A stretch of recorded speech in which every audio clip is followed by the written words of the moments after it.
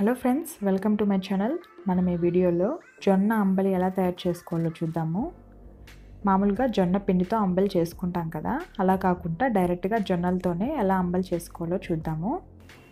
ఈ జొన్నల్లో ఫైబర్ ఎక్కువగా ఉండడం వల్ల బీపీ, షుగర్ ఉండేవాళ్ళు, వెయిట్ లాస్ అవ్వాలనుకునే వాళ్ళు తరచుగా ఈ జొన్నలను తీసుకోవడం వల్ల ఆరోగ్యానికి చాలా మంచిది.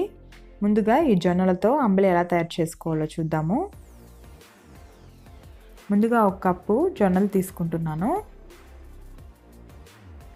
వీటిని బాగా 2-3 సార్లు వాష్ చేసుకోవాలి. ఇలా వాష్ చేసుకున్న తర్వాత వీటిని 8 గంటల పాటు నానబెట్టుకోవాలి.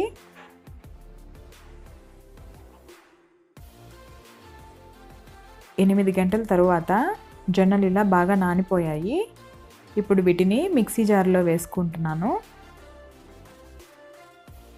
ఇలా మిక్సీ జార్లో వేసుకున్న తర్వాత ఒక కప్పు జొన్నలకి 1 కప్పు నీళ్లు వేసి కొంచెం కోర్స్గా గ్రైండ్ చేసుకోవాలి. మరి స్మూత్గా కాకుండా కొంచెం బరగ్గానే గ్రైండ్ చేసుకుంటే సరిపోతుంది. ఇలా గ్రైండ్ చేసుకొని పక్కన పెట్టుకోవాలి.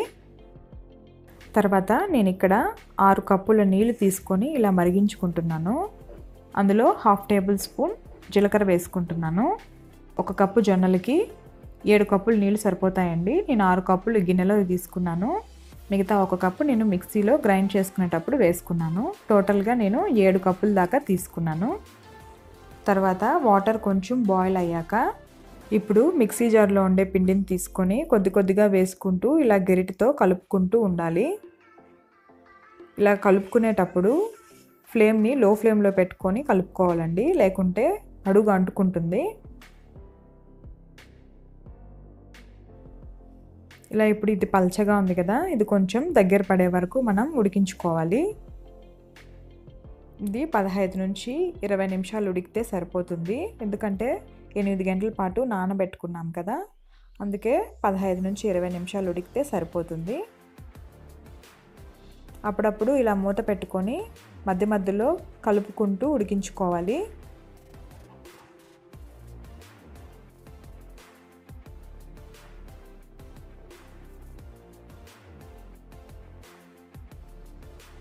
కొంచెం దగ్గర పడే వరకు ఉడికించుకోవాలి.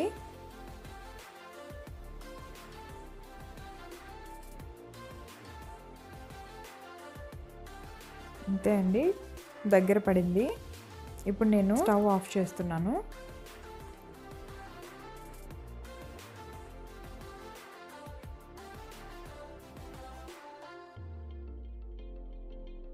దీన్ని మూత పెట్టి నైట్ అంతా అలా ఉంచేయండి. పొద్దున్నకి ఇది ఫెర్మెంట్ అవుతుంది. పొద్దున్నే చూసారు కదా, ఇలా బాగా గట్టిగా అయిపోయింది.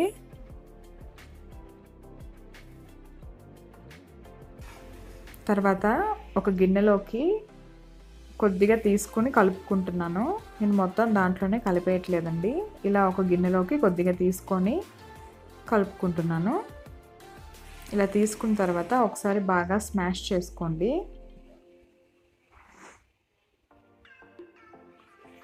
ఇలా బాగా స్మాష్ చేసిన తర్వాత రుచికి సరిపడా సాల్ట్ వేసుకోవాలి. టేస్ట్ కోసం నేను ఇక్కడ మజ్జిగని యాడ్ చేసుకుంటున్నాను.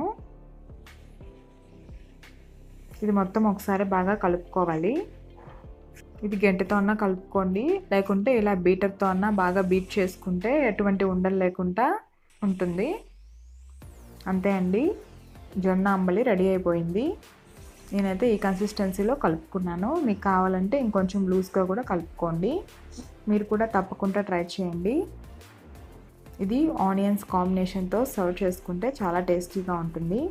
మీరు కూడా తప్పకుండా ట్రై చేయండి. ఎలా వచ్చిందో నాకు కామెంట్ చేయండి. నా ఛానల్ని లైక్ చేసి సబ్స్క్రైబ్ చేసుకోండి. Thanks for watching.